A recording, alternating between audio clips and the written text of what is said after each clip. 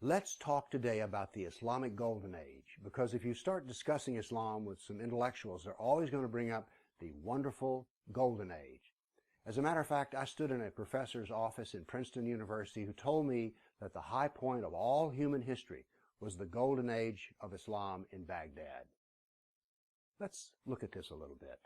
First off, this whole idea of the wonder of the Golden Age of Baghdad came from Europe, in particular those who are harshly critical of the Catholic Church, people like Voltaire.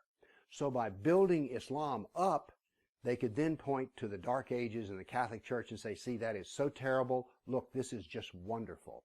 So that's the contrast they wanted to do there in an attack on the Catholic Church. Now, there's another reason that we hear about the Golden Age, and that's because when we look around us, what do we see that comes out of Islam that is wonderful? Like, what wonderful novel have you read by a Muslim? I'm a scientist, and one of the things that I keep up with is what are they giving Nobel Prizes for? They do not give Nobel Prizes to Muslim scientists working in Muslim lands.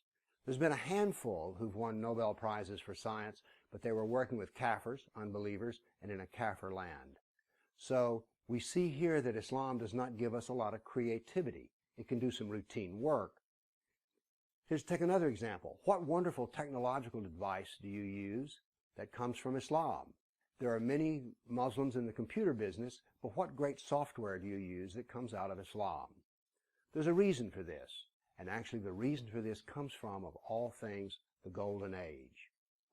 But before I get into the Golden Age, I want to show you what else was going on during this wonderful time of human history, which was that Islam was constantly attacking Europe.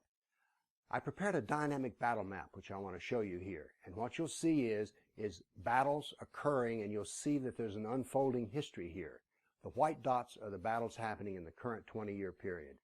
So we're going to show you how Islam was harming Kafirs from the period of 750 AD to 1260 AD, which was what the time of the Golden Age was.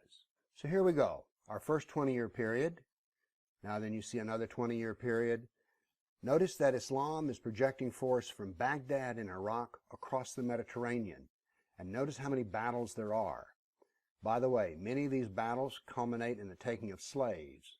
A not largely known fact is that Muslims captured over 1 million Europeans to bring them into the slave quarters of Islam. Notice that Spain is continually being hammered. And all of this is happening during the Golden Age of Islam. You see, one of the reasons that there was a Golden Age was that Islam was conquering a lot of territory, and they could bring intellectuals from all different cultures together, so that there was some good things that happened when these different cultures were brought together by force, as it were, in Iraq. So these are the wars that Islam was fighting during the Golden Age. Now my question for you is, why are all those battles so golden?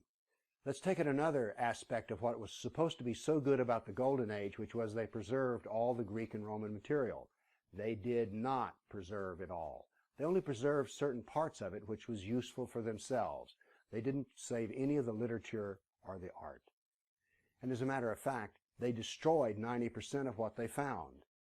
Why is it that saving 10% of the intellectual treasure of the classical period is called a Golden Age? What are we to call the Greeks and Romans who had 100% of it? Why aren't they referred to as a Golden Age? By the way, the rest of the doctrine found from the Greeks and the Romans was in the Byzantine Empire, and it finally really got to Europe when, why? Well, the Muslims crushed Constantinople and the scholars had to flee. So there was some good that was done, but these are more like golden flecks. There were areas in which they did well. One was geography, star maps, mathematics, but it was very limited as to what the Golden Age actually occurred. The knowledge that was brought forth in the Golden Age was very limited to the area that it was in. By the way, one of the things that came out of the Golden Age was the philosophy is there is no cause and effect, and there are no natural laws. Now let's go back to the lack of Nobel Prizes in Islamic countries.